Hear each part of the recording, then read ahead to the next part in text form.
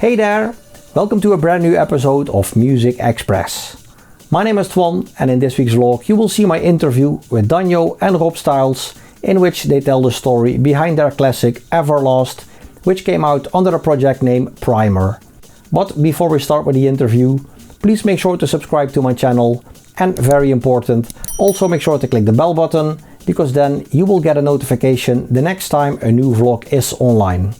Alright, here it is, the story behind Primer and Everlast, my interview with Danjo and Rob Styles. Enjoy! In 2004, Dutch duo DJ Danjo and Rob Styles released a track called Everlast under the project name Primer. It came out via the Bonzai Records sub-label Progress with a remix by Fire and Ice on the B-side of the vinyl.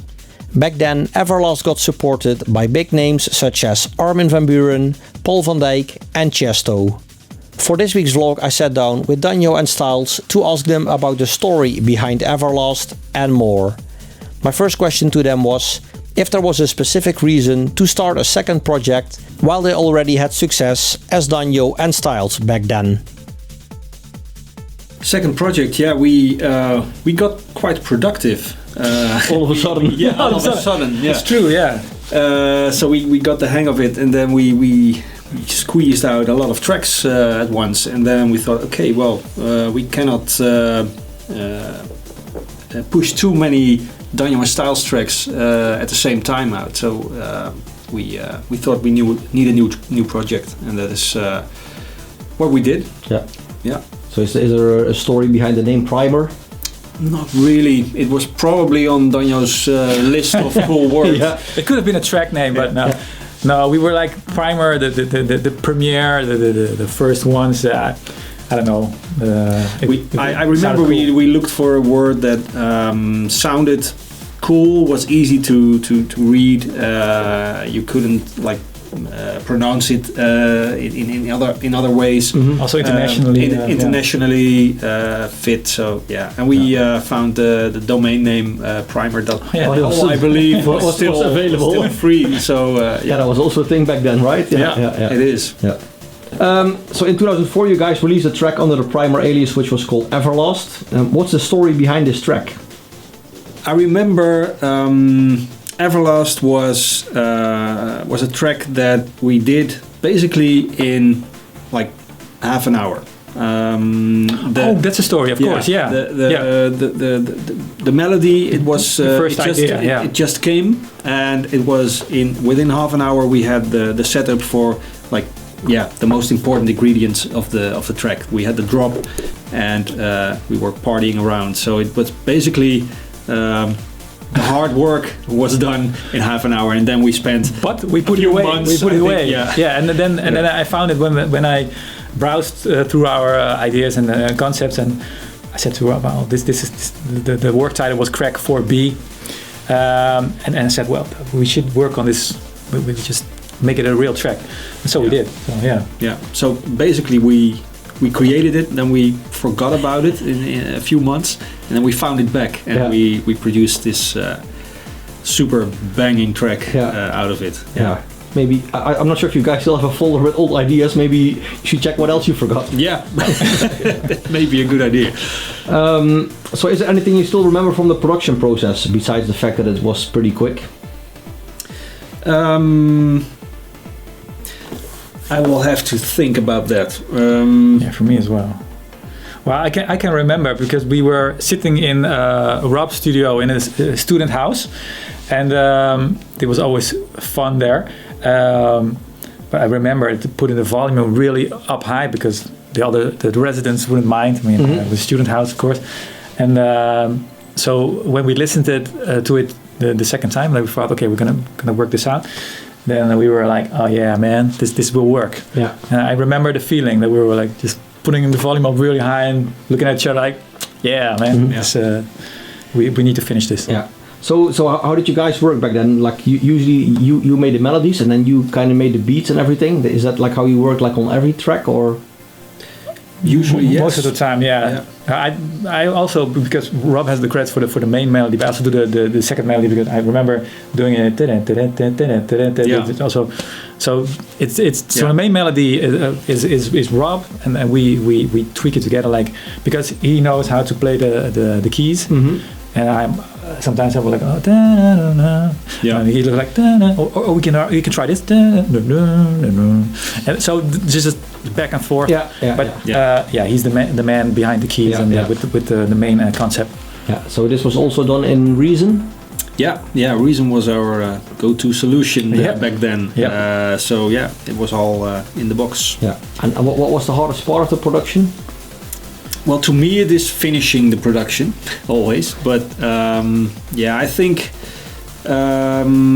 something we came across in all of our productions is that it was pretty much a wall of sound, and it was only until recently that I actually learned how to solve that by using EQ and really carving frequencies into from your sound. So we didn't know it back then. So I think the hardest part was to the mixing, basically, in such a full production. I think the mastering guys had a difficult job with our tracks.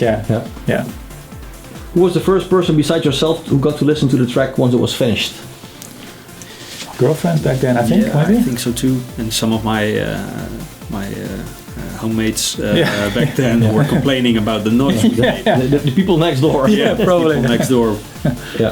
So this track came out via Progress, which is a sub-label from the legendary label Bonzai Records. How did you guys in touch with Bonzai?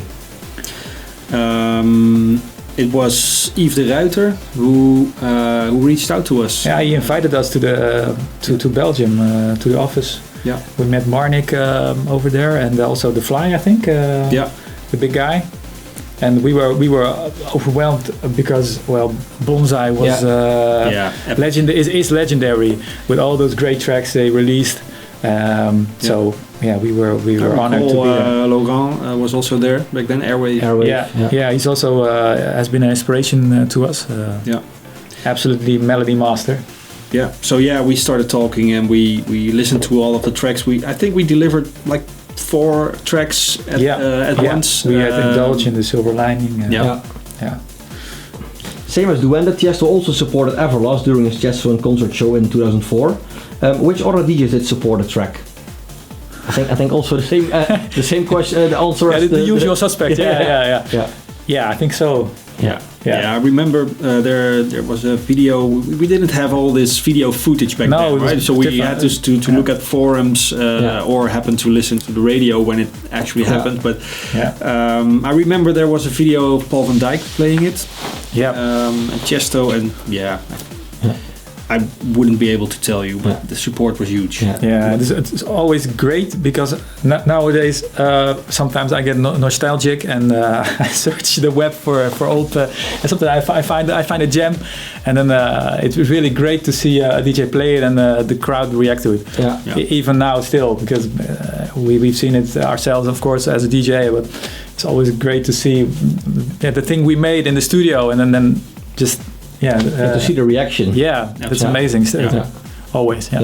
So in 2004 you guys had like 2 tracks played by Tiësto in his concert. That was also pretty special. That was amazing. And really amazing. It was till the day of today. I used this DVD, this recording by Tiësto, because both tracks are made it to his DVD compilation as well. Good for you. That was good for us for one. But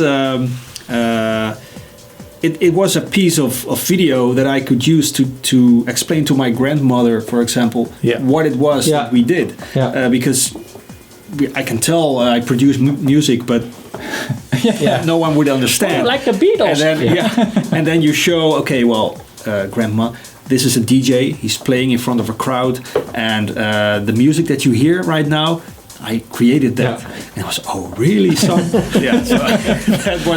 It was not only an amazing achievement for our profiles, but also a really nice document to use to explain to people what it is you actually do in the studio. Yeah, for our children as well, because like I said, you can browse the internet for small snippets, but we have the DVD and you have the professional cameras. I think so. It's part of the legacy that we. I'm sure that will stay.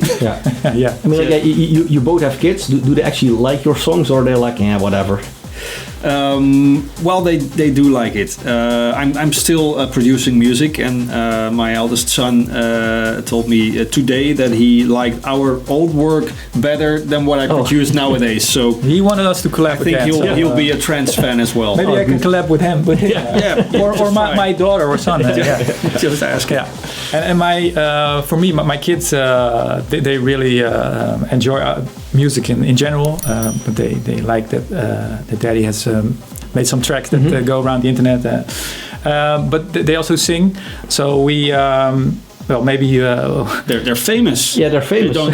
They not only sing, they're just they're in stars. They're in the children's choir, which in the Netherlands is Kinderen voor Kinderen. It's for 40 years. It's been going around, up to 42 years already, and they're in there for 3 years now. So they do their thing, and I'm proud of them, of course. But we talked about doing a collab. Just to have their vocals on a track, but it just never happened yet. But maybe you never know. And maybe a Danjo Styles remix or something. Why not? Yeah. So did you guys know that the vinyl of Everlast is very much wanted on Discogs? Wow. No. I must say, what can I get for it? Because I have a few laying around here. Yeah, right now there are like 160 people that still want the record. So like, if you have a few boxes lying around, then we have 5 copies or something. Yeah, both. I don't have. But people can put it in a comment, right? But they are bidding. Well, So is Everlast also your favorite primer release? Yeah, for me, absolutely. Yeah, for me as well. But the second one is Skywalker. Because it didn't get much attention back then. Yeah. It was a follow-up to Everlast. And we named it Danjo Styles Present Primer because we thought it was good for the name. Because a lot of people didn't know we were Primer. Yeah. So we did that, and I think a year ago or something, Orjan Nielsen. He shouted out. He said he really liked Skywalker, so we sent him the parts, and who knows? Maybe he's gonna make a remix one day. So are there any other artists that you would like to work with, like one day? A producer or vocalist, besides your kids? Yeah. Well, I'm charmed by Duncan Lawrence. He's a Dutch singer, and he just came up like 2 years ago or something. It's 3 years maybe. But he has a really good voice, and I really like his tracks. It's really so for me. He's one of the vocalists I would like to work with. Yeah. And for you? I don't have really like a wish list or something. It's of course it's nice to work with like big names. It's always appealing, but I think it's you want to work with someone when you hear it. It's a feeling, So I could run into just whatever, any singer or and just want to work with someone at that moment directly. So no bucket list for me, but we'll see what happens. So are you both working full time in music these days? In a way, you could say I am, but not in the traditional way of producing music. I do have a few companies. A few of them are like companies in the music industry. One of them is Playtracks, which is getting really big. So maybe one day I'll spend all my time in the music industry again, but more likely as an entrepreneur than as a producer. Yeah. And for you? For me, first of all, we never when it started out as a hobby. We always worked besides it and studied. So for me now, I work at the University of Leiden.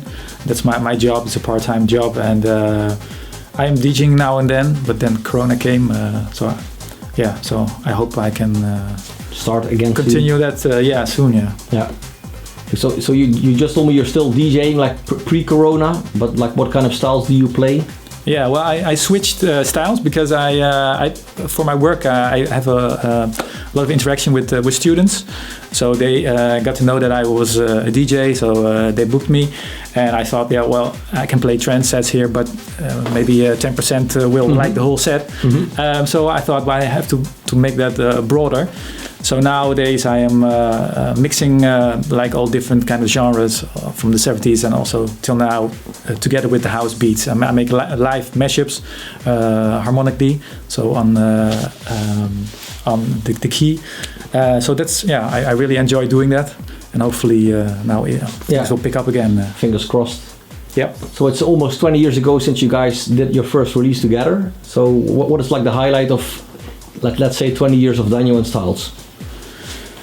Wow. I think the fact that we're still talking about it to me confirms that we created some legacy that will be here when we are gone. Wow. Yeah, well, that's something that the years start to count, boy.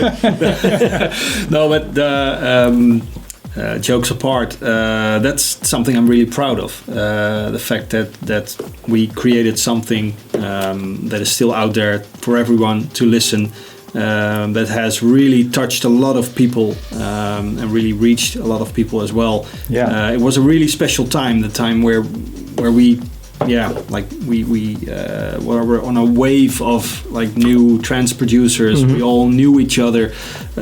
We all produced a lot, and we really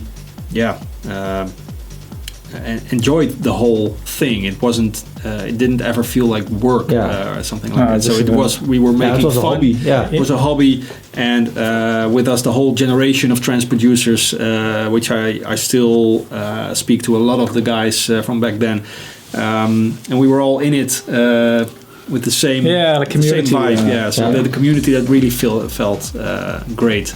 And the fact that is still, you can still feel the vibes of that community, and that is and I guess you guys still sometimes get comments like, oh man, I love this track that you guys did. On a regular basis. I mean, not daily or weekly, but sometimes you read something or you get a message, and the music touched them, and you think, wow, really. Yeah, after all those years, really special. Absolutely. Yeah. So, what kind of music do you guys listen to in your spare time? Everything. Yeah, for me the same. I like from classical to hardcore to R&B. Yeah, everything really. What I'm. The mood. Yeah. Depending on the mood. Yeah. Okay. Yeah. So is there still something on your bucket list music-wise? I couldn't think of something, but the moment you ask it, I was like, okay, I should win a Grammy someday, just because I'm a producer. I don't produce like a lot, but I'm still producing, taking good care of it, doing collabs.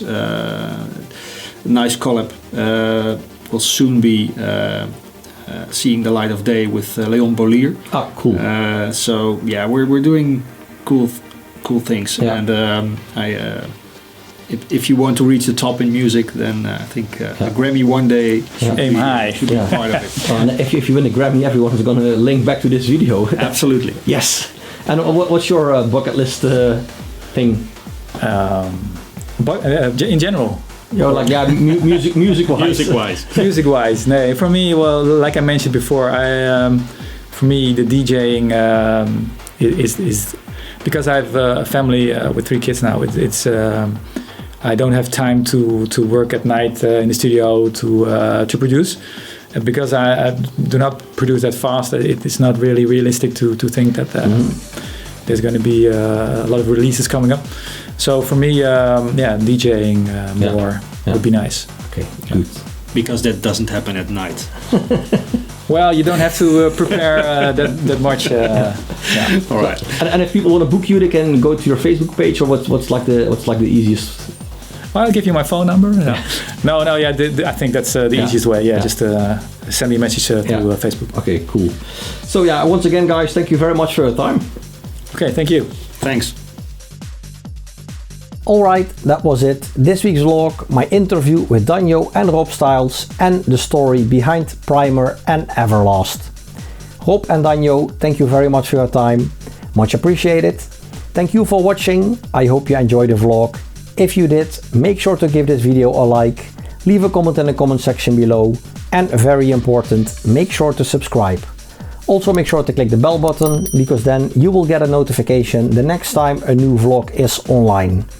And in case you missed it, I did another interview with the guys, and in that one they talk about the Danjo and Styles classic Duende.